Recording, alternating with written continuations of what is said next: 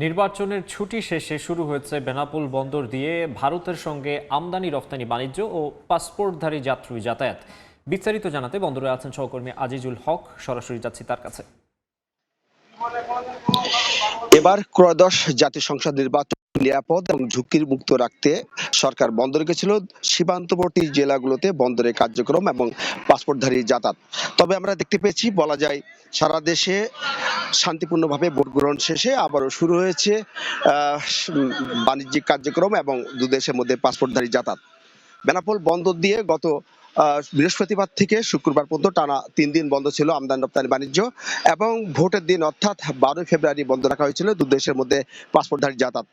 আজ সকাল থেকে বেনাপোল বন্দর দিয়ে ভারত থেকে আমদানি এবং রপ্তানি বাণিজ্য শুরু হয়েছে। সকাল 11টা পর্যন্ত ভারত থেকে প্রবেশ করে প্রায় 40টি বিভিন্ন ধরনের ট্রাক। এই সমস্ত ট্রাকে ছিল শিল্প কারখানার কাঁচামাল, তৈরি পোশাক, গার্মেন্টস সহ বিভিন্ন ধরনের পণ্য, এবং বাংলাদেশি পণ্য ভারতে রপ্তানি হয়েছে 45 ট্রাক, এবং এই 45 ট্রাকের মধ্যে ছিল বিভিন্ন ধরনের কেমিক্যাল, মাছ এবং ওয়ালটন সামগ্রী। তবে গত বছরের 5ই আগস্টের পর সরকার পরিবর্তনে ভারত সরকারের নিষেধাজ্ঞায় বেনাপোল বন্দর দিয়ে বন্ধ রয়েছে পাটজাত পণ্য, তৈরি পোশাক ও গার্মেন্টস রপ্তানি।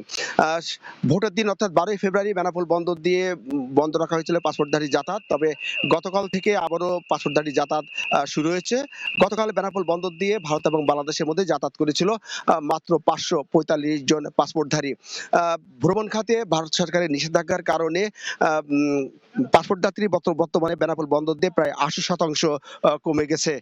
আমরা কথা বলেছি বন্দর কর্তৃপক্ষের সাথে। বন্দর কর্তৃপক্ষ আমাদেরকে জানিয়েছেন টানা 3 দিন আমদানি রপ্তানি বাণিজ্য বন্ধের কারণে বেনাপোল বন্দরে পণ্যজট তৈরি হয়েছিল। যারা বন্দরের সংশ্লিষ্ট কর্মকর্তা কর্মচারী আছেন, দ্রুত যাতে এই সমস্ত পণ্য খালাস হয় আজ, সেই ব্যাপারে তিনি নির্দেশনা দিয়েছেন।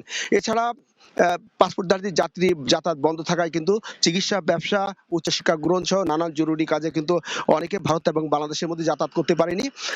এখন ইমিগ্রেশন বা বন্দরের কার্যক্রম চালু হয়েছে। এই সমস্ত পাসপোর্ট যাত্রীরা যাতে তাদের প্রয়োজনীয় কাজ মেটাতে ভারতে যেতে পারে বা ভারত থেকে বাংলাদেশে আসতে পারে, তার জন্য কিন্তু তিনি নির্দেশনা দিয়েছেন।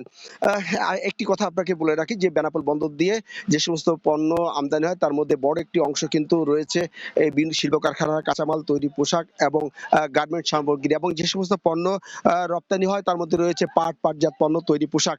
তবে 5ই আগস্টের পর কিন্তু আমরা দেখতে পেয়েছি বাণিজ্য এবং ভ্রমণ খাতে নিষেধাজ্ঞার কারণে কিন্তু বাণিজ্য এবং ভ্রমণ খাতে বড় ধরনের ক্ষতির শিকার হয়েছে। তবে সাধারণ ব্যবসায়ীরা মনে করছেন যে নির্বাচন দেশে অনুষ্ঠিত হয়ে গেছে এবং নতুন সরকার গঠনের পর ভারতের সাথে যে আমদানি রপ্তানি বাণিজ্য এবং পাসপোর্ট যাত্রী যাতায়াত আবারও স্বাভাবিক হবে। তো এই ছিল বেনাপোল স্থলবন্দর দিয়ে ভোট শেষে আমদানি রপ্তানি বাণিজ্য আর পাসপোর্ট যাত্রীর যাতায়াত আবারও চালু হয়েছে, তার সর্বশেষ। আজিজুল হক জানাচ্ছিলেন বেনাপোল স্থলবন্দরের খবর।